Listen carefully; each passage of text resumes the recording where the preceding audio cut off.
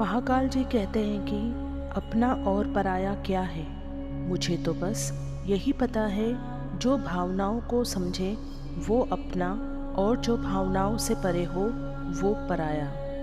कालों का काल महाकाल बाबा कहते हैं कि तुम ब्राह्मण बच्चे भी वैल्यूएबल हो, जो शिव बाबा की बैंक में सेफ्टी में बैठे हो।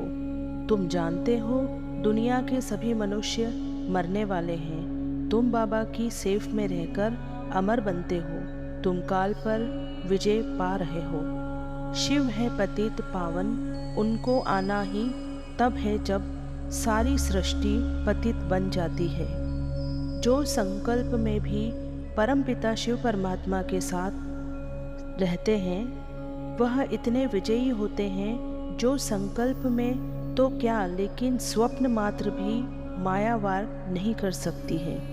सदा मायाजीत अर्थात सदा शिव बाबा के समीप संग में रहने वाले कोई भी ताकत नहीं जो शिव बाबा के संग से अलग कर सके। तुम्हें खुशी होनी चाहिए कि हम अभी यह दुनिया, यह सब कुछ छोड़ अपने घर शिव शांति धाम जाएंगे, फिर खुश धाम में आएंगे। आप अपनी आंतरिक शक्तियों को पहचानो, संसार तुम्हें पहचानेगा। कोई भी रिश्ता अपनी मर्जी से नहीं जुड़ता, क्योंकि आपको कब कहाँ किससे मिलना है ये सिर्फ ऊपर वाला तय करता है। किस्मत बुरी या हम बुरे, यह फैसला ना हो सका। हम हर किसी के हो गए, कोई हमारा ना हो सका। लोगों से थोड़ी दूरी बनाई तो पता चला मेरी ज़रूरत किसी को नहीं थी। वो तो हम ही पागल थे जो हर किसी को अपना मान बैठे।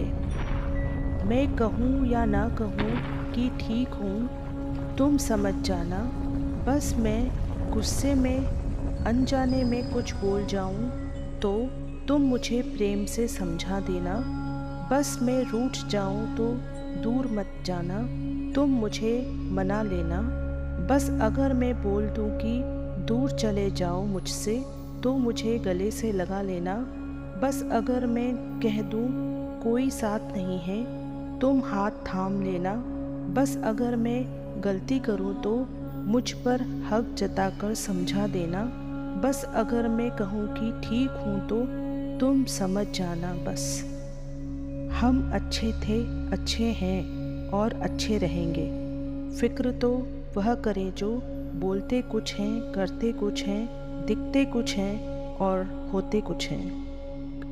कल एक झलक जिंदगी को देखा, वो राहों पे मेरी गुनगुना रही थी। फिर ढूंढा उसे इधर उधर, वो आंख मिचोली कर मुस्कुरा रही थी। एक अरसे के बाद आया मुझे करार, वो सहला के मुझे सुला रही थी।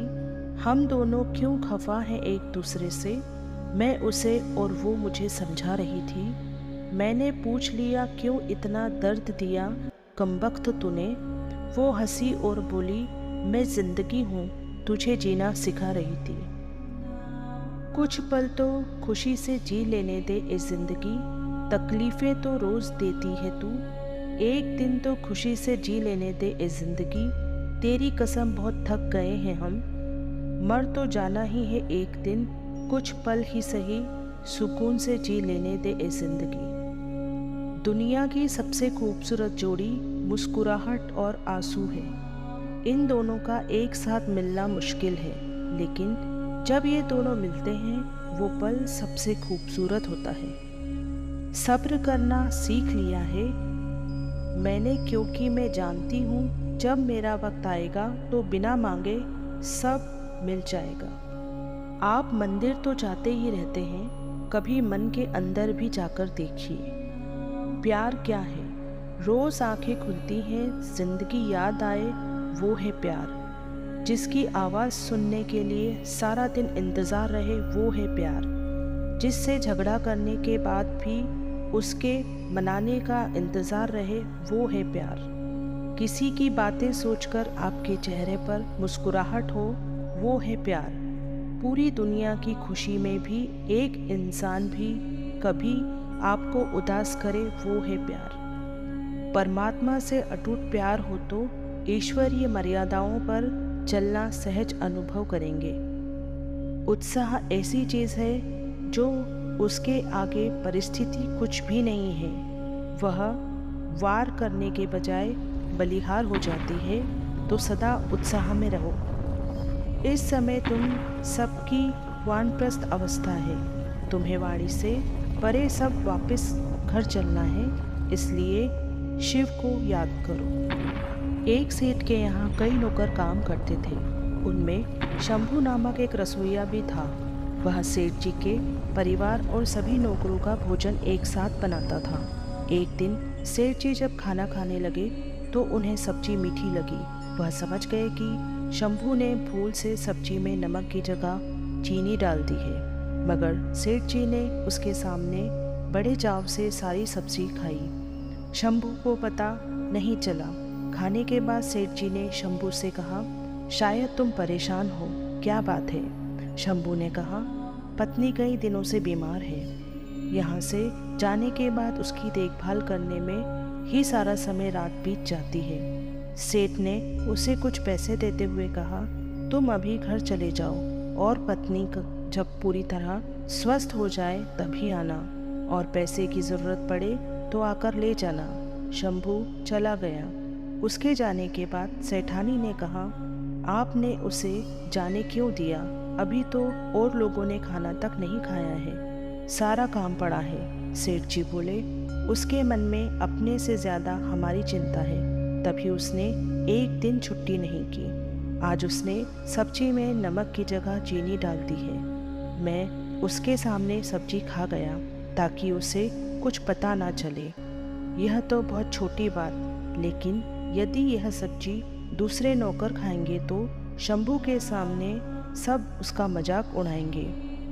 वह लज्जित होगा, इसलिए तुम इसे जानवरों को खिला दो और दूसरी सब्जी बनाकर सभी को खिलाओ। पत्नी बोली, आप भी कमाल करते हैं। हमारे पास संपत्ति है, सम्मान है, फिर भी नौकरों को लेकर इतनी चिंता क्यों? सेठ जी ने कहा, आज हमारे पास जो कुछ भी है वह इन्हीं लोगों की मेहनत और ईमानदारी का फल है। मैंने अभी तक जो रिश्ते कमाए हैं उन्हें खोना नहीं चाहता। असली धन तो यही है। बस आज के वीडियो में इतना ही। आशा करती हूँ यह वीडियो आपके जीवन में कोई परिवर्तन लाए। तो कमेंट सेक्शन में जय महादेव लिखना ना भूलें। वीडियो को लाइक करें, चैनल को सब्सक्राइब करें। मिलते हैं अगले वीडियो में। जय महादेव।